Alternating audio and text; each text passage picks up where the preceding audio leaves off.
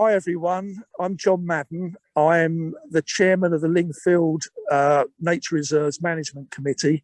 I've been involved with the reserves for about 20 years now, and I'm local. I just live up the road. It's a wonderful place, 25 acres of grasslands, woodlands, ditches, ponds, scrub, all sorts of things. I'm just watching a sparrowhawk fly over, by the way, just as I talk. And anybody should come and have a look, because you can see some wonderful butterflies, wonderful birds, some interesting flowers, and it's a lovely peaceful spot with good views too. This is actually a experiment. It's about 2 years old now of a meadow restoration. So we took all the topsoil off and we seeded it with wildflowers and put in wildflower plugs. And it's working really, really well. And it's part of our sort of strategy to increase the floral diversity on the reserves. Flora obviously supports everything above it. It's near the bottom of the food chain, just above the soils and things, hugely important. And grasslands actually are massively important for carbon sequestration, or at least species-rich grasslands are, and we've been delighted with the success. I know it doesn't look much, but perhaps if you want to come back virtually in the spring and summer, I could show you quite a display of wildflowers here. So yeah, this is a quiet garden, and now I'm going to walk through into the butterfly garden. Now, funnily enough, the butterfly garden is really good for butterflies.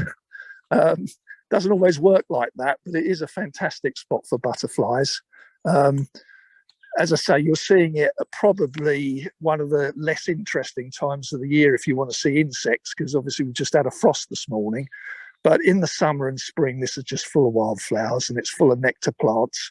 So you can see quite a display. Hi. And we get some really good butterflies in here. This year's been fantastic for sort of, well, what were once common, they're not so common anymore, but things like peacocks and red admirals and stuff like that. But you can actually see some very unusual and rare butterflies here. We get a thing called a brown hair streak, which generally is right up on the tops of the trees, but they do come down in the sort of July time on the tops of some of the hemp agrimony we have in this area, and nectar quite low down, so it's actually a good place to photograph them. And also you can see things like silver wash fritillary. We have once had a purple emperor in here, white admiral. All of those are very exceptional, but they do turn up. And it's also really good for birds. I've just seen a tree creeper when I was in here earlier. Here's a bit of habitat that we created about 2 years ago. There's a liner under this pond, but already it's got smooth newts breeding in it. There's frogs, there's toads, there's grass snakes. So it's been a massive success, even in just 2 years. And it's quite a nice place to spot and watch the birds come down and drink and bathe and things.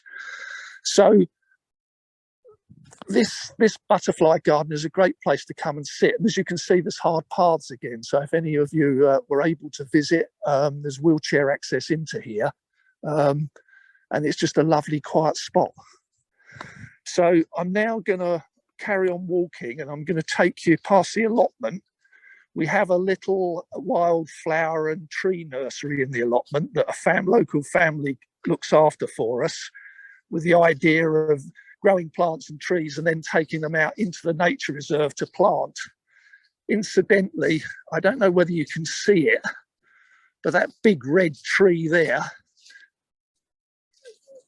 with a bat box up it, going up and up and up, that is a Wellingtonia, a giant redwood. I don't know who planted it, but it's obviously been there quite a while. The previous vicar, I guess.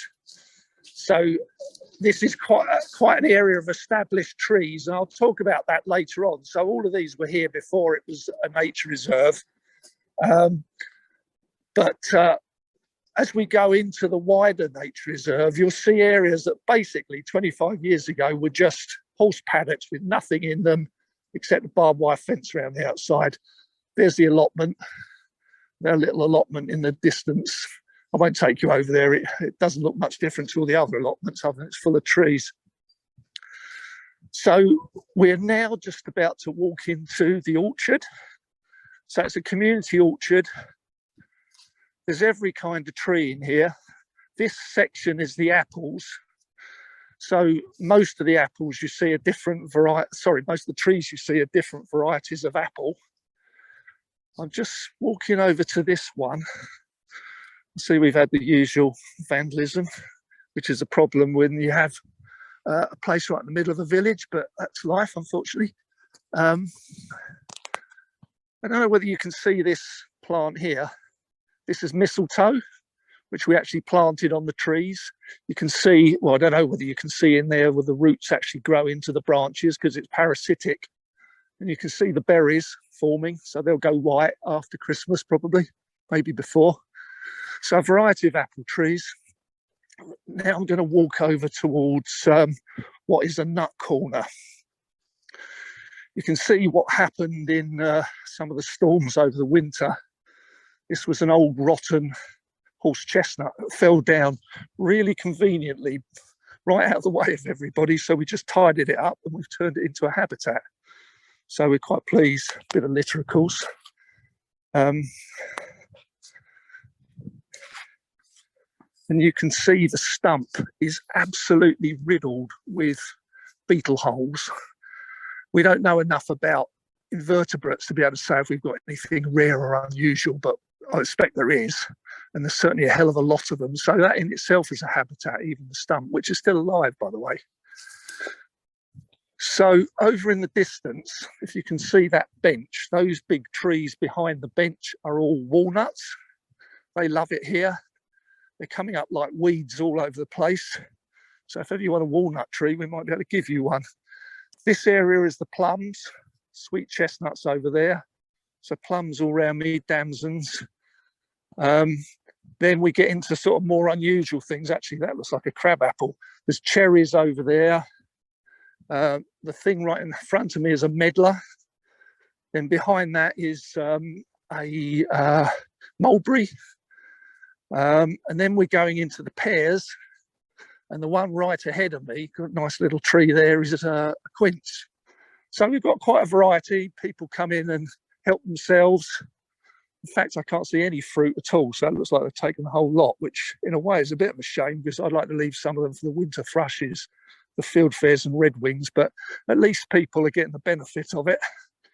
You can see a path again, a hard path going right through. That path eventually goes into the butterfly garden. So marching on, we're now going into what's called the Wildflower Meadow, which ironically probably isn't particularly special for wildflowers. It was rotivated and seeded, and the usual thing that happened with meadow projects is people put a load of cornfield annuals in, so they all come up and look absolutely wonderful the following year, all poppies and cornflowers and corn marigolds. Then the year after that, they all disappear and there's nothing there apart from grass. But it is getting better and better. It's only a small area, so it's quite sheltered from the winds and things, so it's good for birds. But we do get quite a lot of common spotted orchids in here, and they're spreading, which is a great thing to have.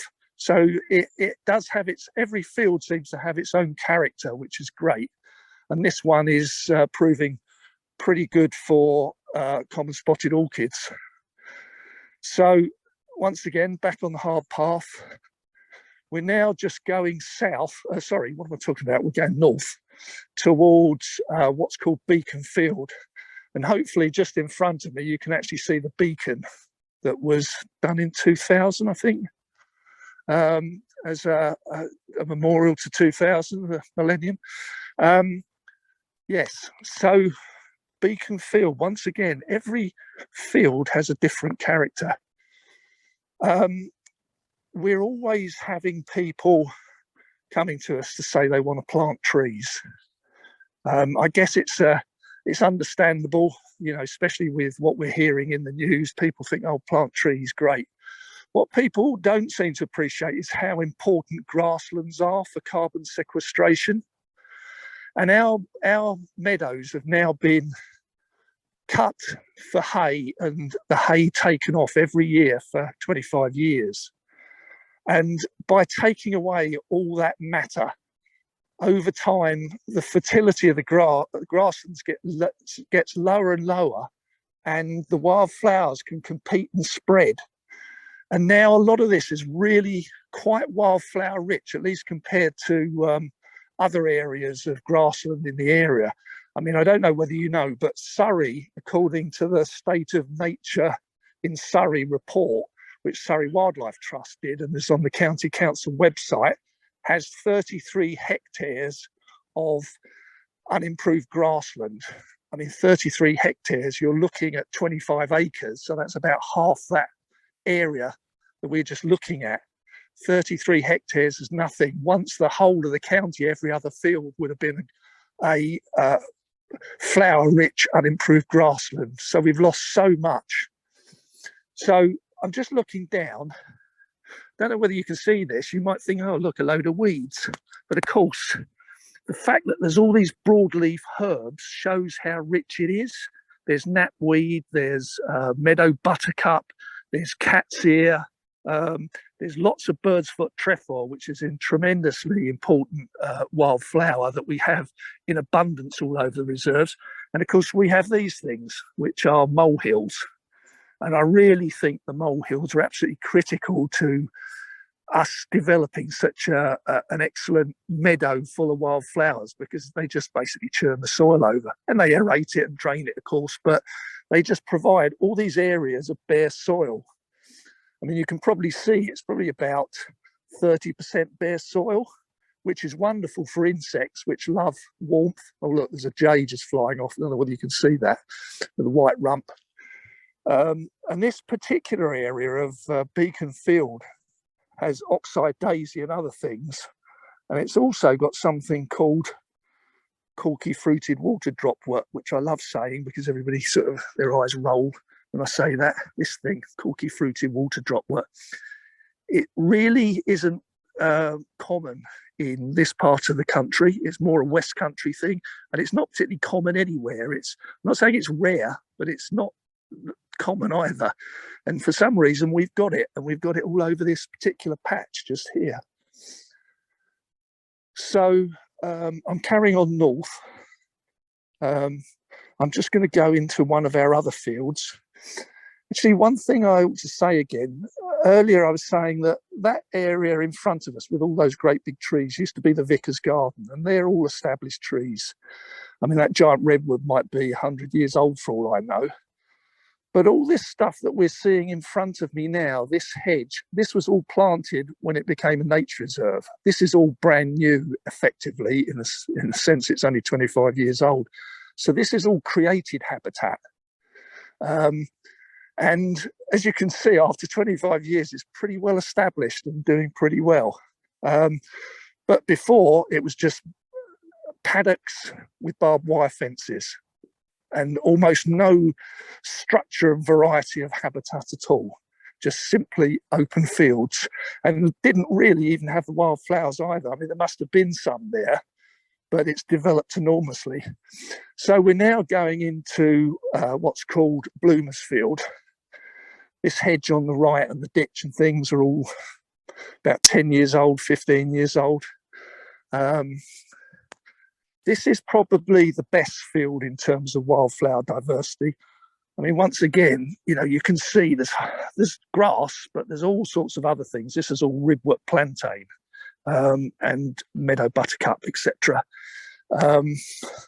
Actually, that one's ragwort, which you might think, oh no, but it's an incredibly good nectar source for butterflies and insects.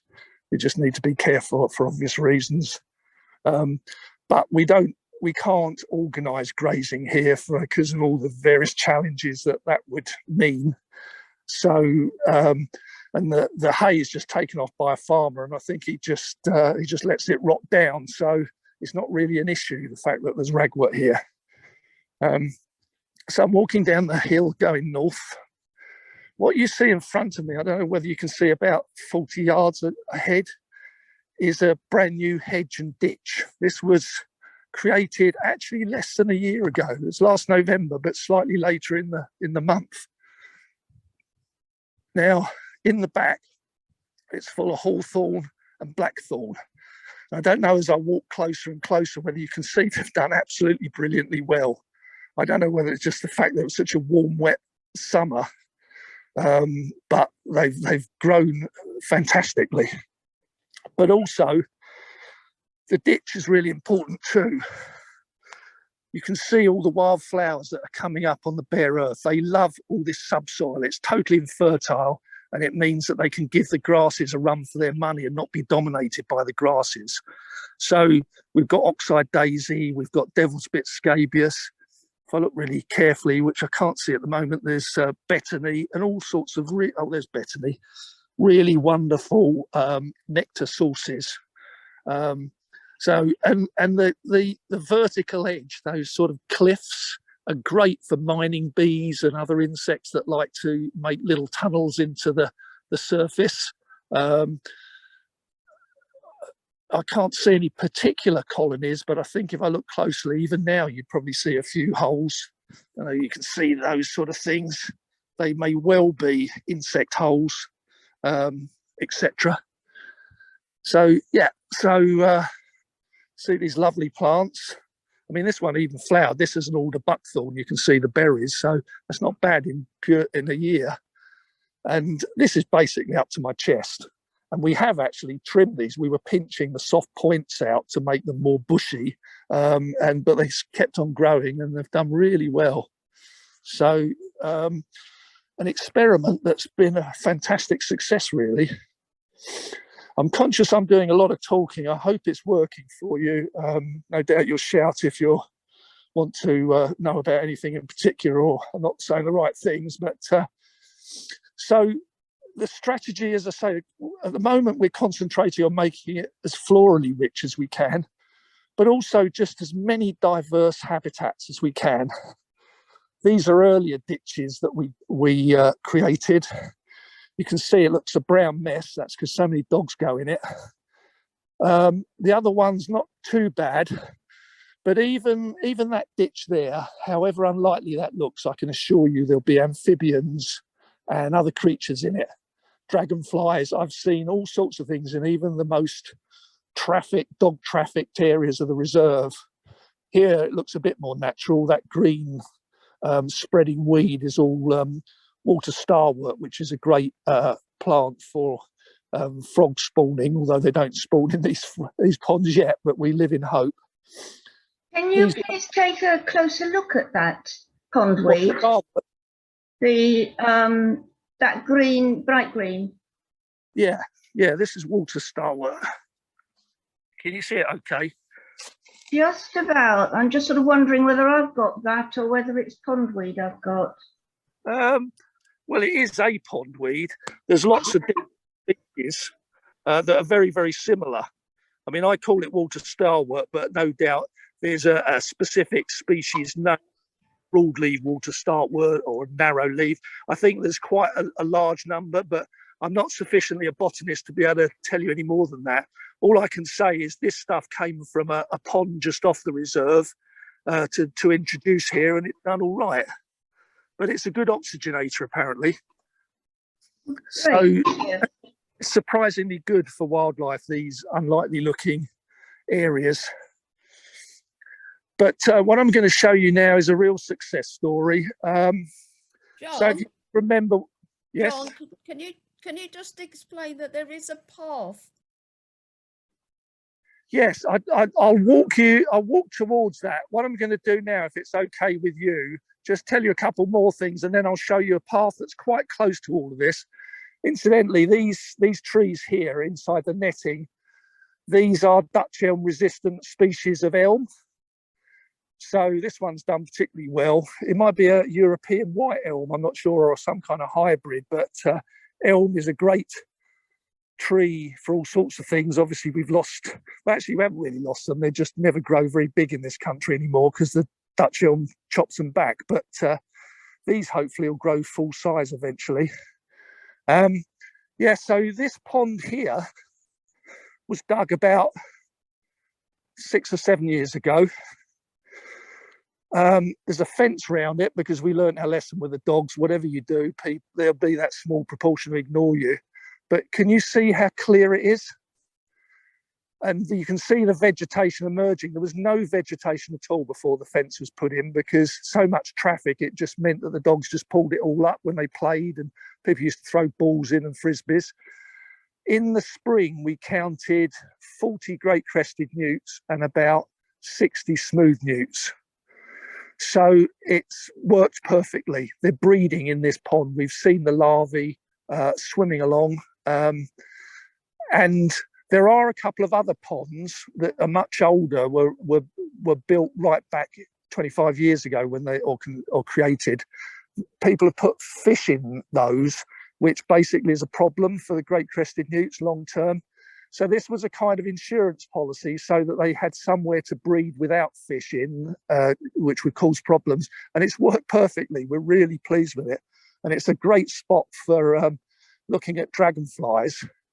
So to your point about paths, I mean, obviously this is slightly rough ground and there's a bit of a bank here, because this actually all floods, believe it or not, and the bank holds the water back in the field.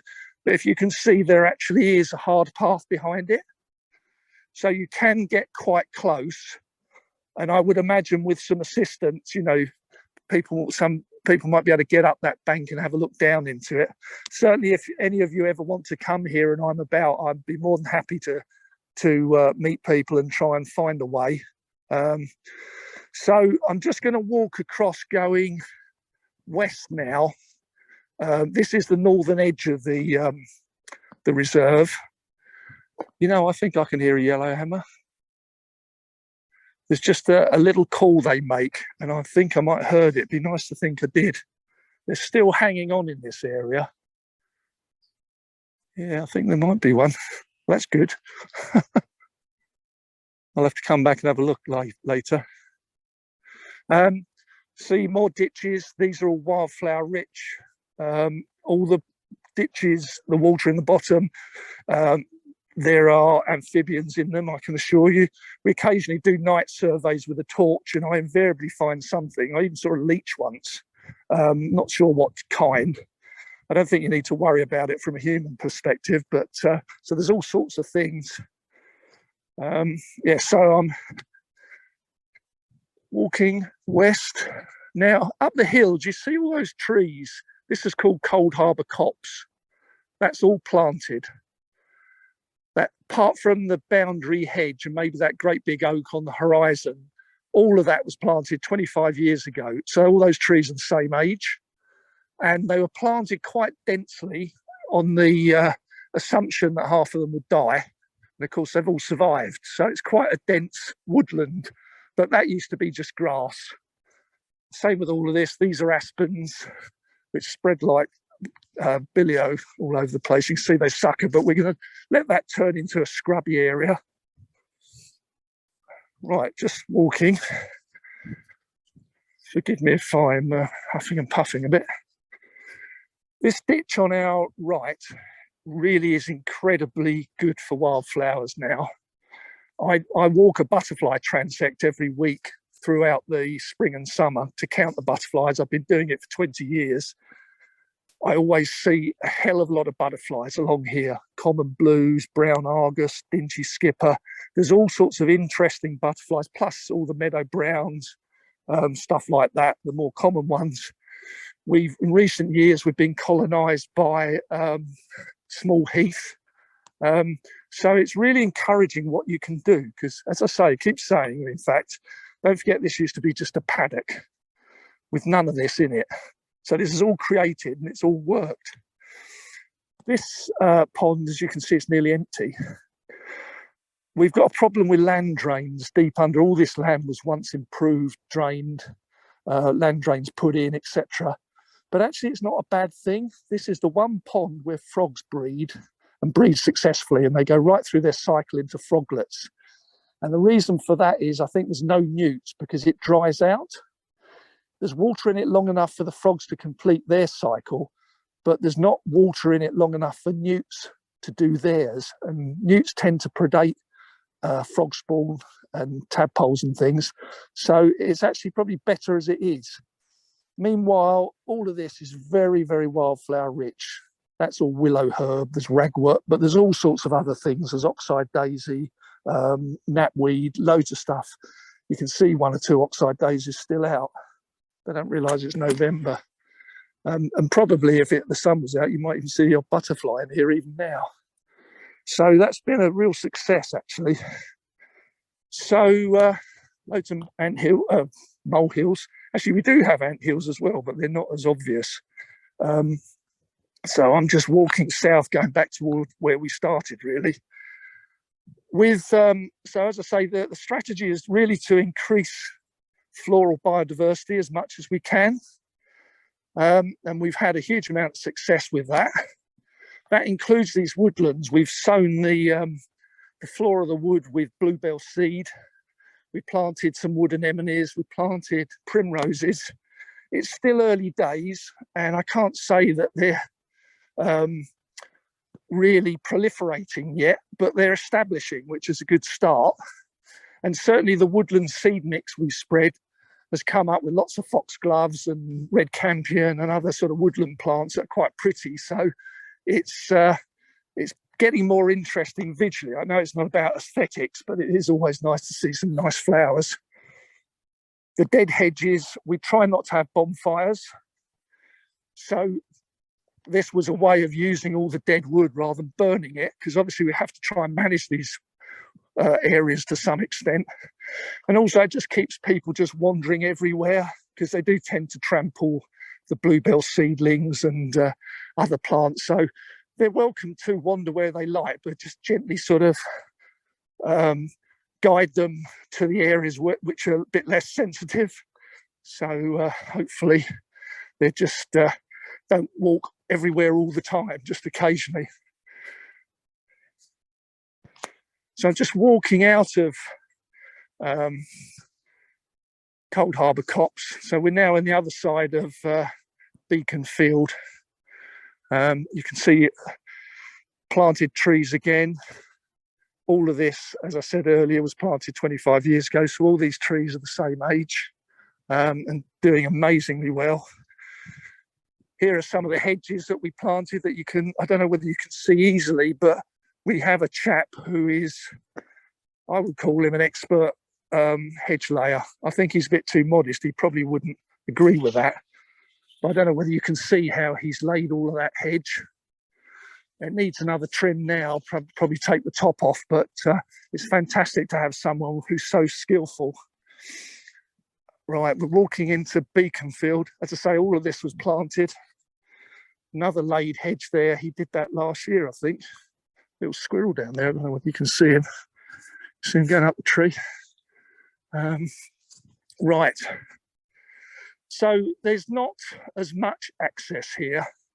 I mean, access is a two-edged sword for us in a sense, because the more paths you create, and I'm not talking about any particular section of people, the more they're used. And it's on a nature reserve, I think it's quite important to have some quiet areas where people don't go too much, so that there's sort of shelters and havens for some of the shire wildlife, because lots of people do scare things away. When I talked to you about yellowhammer earlier, we don't really get them anymore. They're around in the wider countryside here, but they used to be on the reserve regularly, and now we don't see them. And I think that might be an example of a species which is a bit shy and can't tolerate lots of people.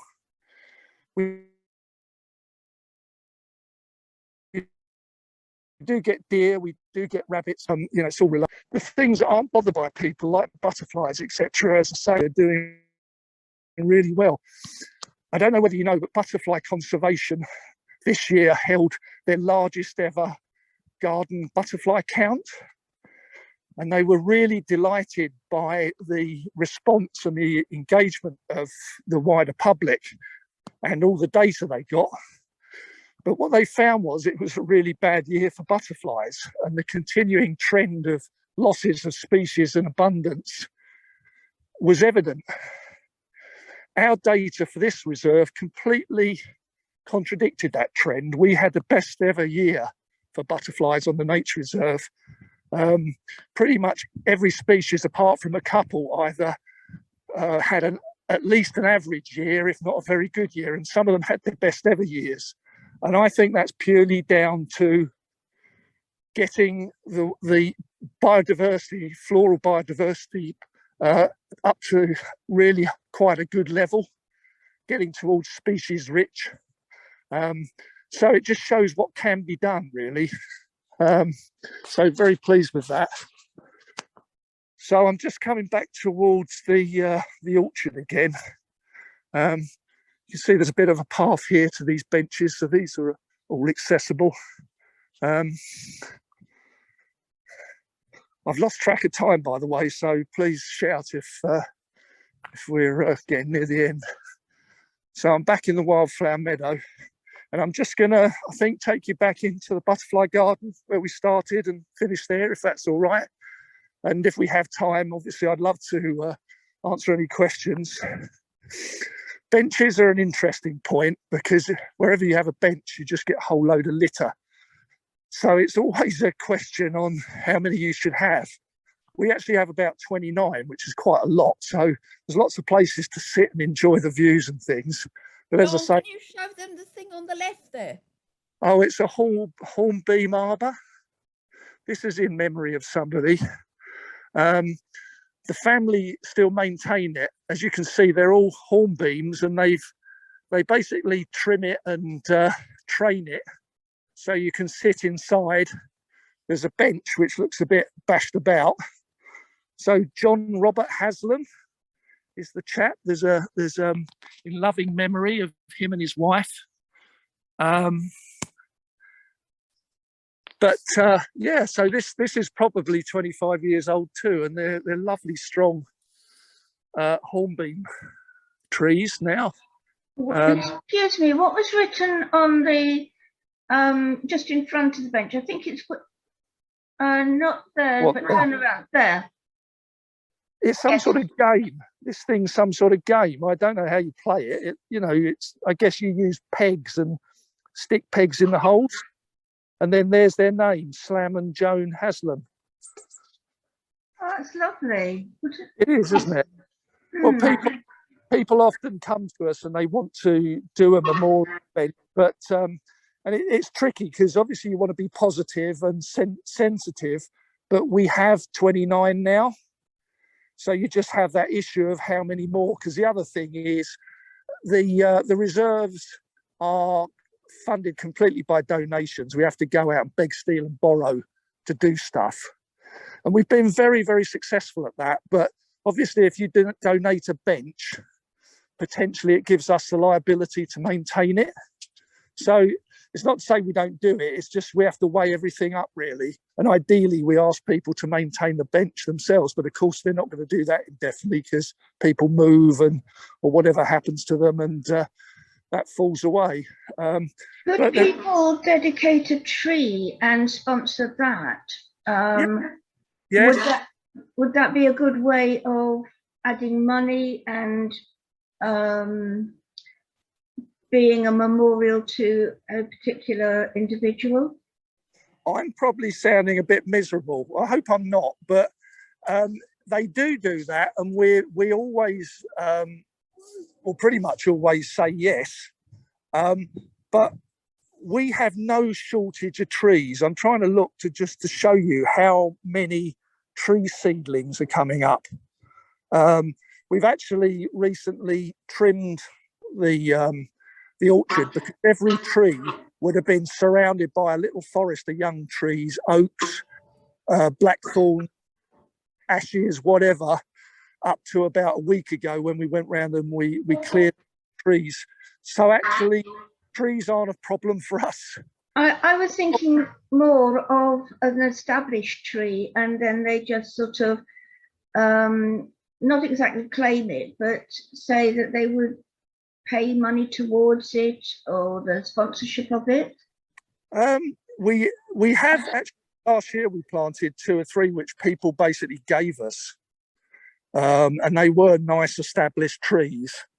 And obviously, if you get an established tree, you're talking about quite a lot of money anyway.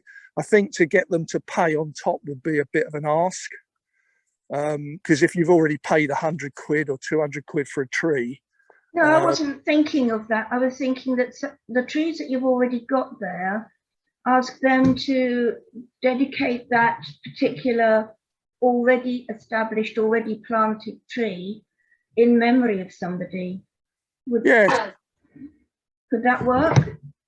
possibly. It's not really sort of come up particularly, but yeah, I think that's a fair point. I was just going to show you this here. How old do you think that tree is? If you can see it. What tree is it? What? I It's a can't. witch elm. Pardon? It's a witch elm. Probably about 25 years. Oh, well, spot on. I thought, 50, 100. It's just, my point was going to, I mean, obviously it's an elm, which is fantastic. And actually we get white letter hair streak butterflies on that particular tree, which is another marvelous species which we have here. But that tree was planted when the reserves were created. So it just shows you what can happen in 25 years. It's quite astounding, really. Yeah, it's a fair point about donating trees. I guess it just hasn't really happened. I mean, we tend to get grants from other sources. I mean, obviously, it's nice to get a sort of fairly substantial grant if you can persuade somebody like Gatwick Aviation Authority or the co-op have been very good. They've kind of adopted us the last 2 years, the local supermarket, and they've given us a fairly substantial amount of money, to be honest. So it's quite nice to have a sort of big sum because we're only volunteers. We don't have admin. We don't have lots of people to run around chasing and writing letters of thanks and things. So obviously for us, it's easier if we just have a few donors who give us a bit larger sums. But I mean, it's all possible. I mean, one thing I haven't mentioned is we've managed to establish a thing called yellow rattle on our meadows. Some people call it the meadow maker. It's a parasitic annual. And what it does is it parasitizes grass. And sorry, I was going to think you'd have your sun in your eyes, wouldn't you, if I sit there? It parasitizes grass and suppresses it a bit and opens it up for other wildflowers. It's now abundant across the nature reserves. We've got acres of it. And actually, it's quite valuable. And we were talking about, or I was suggesting that we actually get somebody to harvest it and buy it from us so it can be used on other wildlife projects and other nature reserves. But we're having a bit of a to and fro amongst the committee over that because some people are less keen because they don't, they would rather the grassland is cut as late as possible.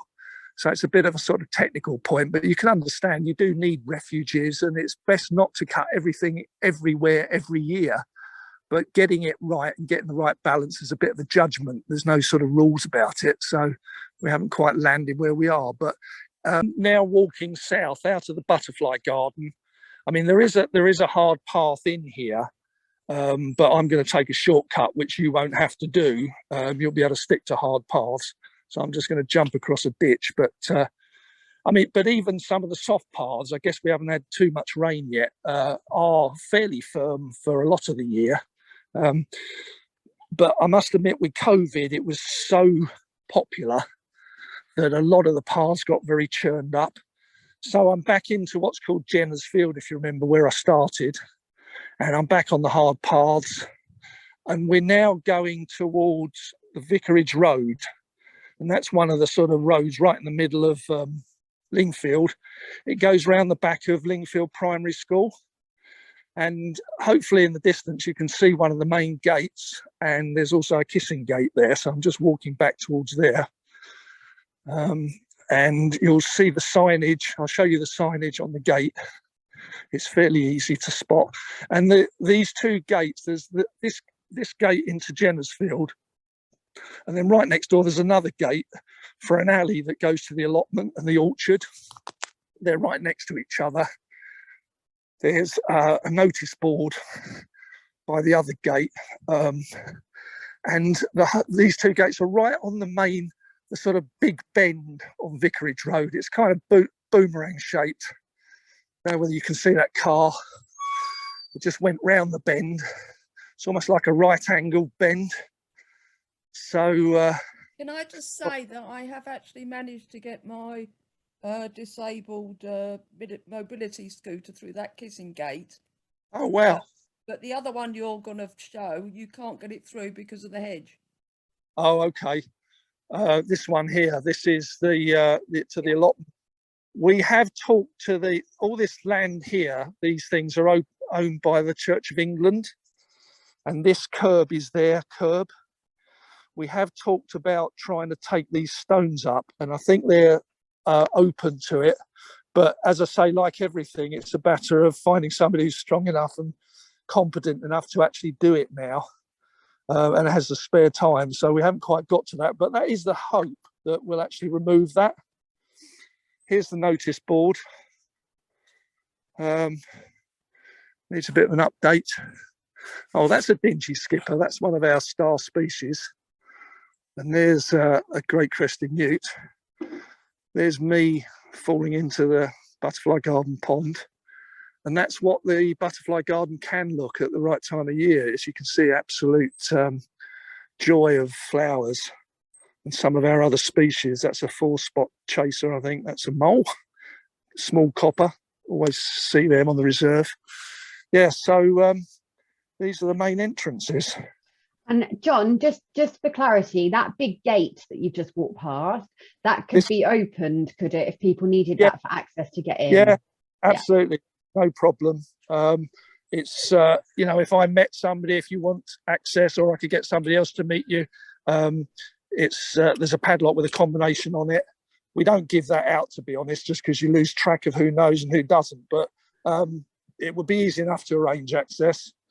And then I'm just going back to what is effectively the main entrance. Going to say was, John, you missed the chance of making the point that a good wildflower meadow absorbs a lot more CO2 than a forest of trees.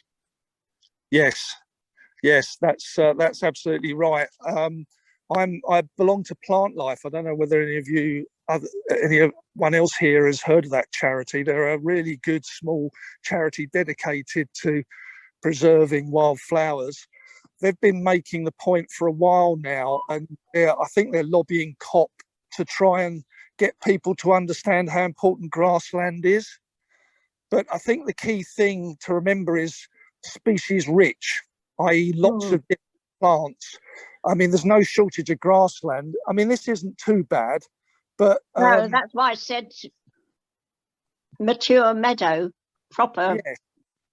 And we've got so little of that left in the county. I said about the 33 hectares, staggering though it is. I don't think that includes chalk grassland.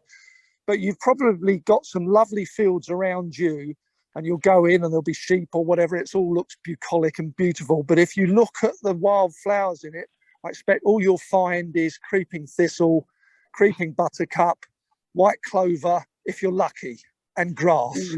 That's generally what... not enough. That's not species rich. That is improved grassland, which won't be optimal for carbon sequestrations and isn't optimal for insects and animals either. Although it does have some benefit, but a lot less than a species rich meadow. Thank you, John. And I can see that Luke's got a question. So would you like to come in, Luke? To ask, do you get many swans there? Swans, no, because we haven't really got any bodies of water that are big enough. I mean, I would say swans really are more on a river, like mute swans, a river or a lake.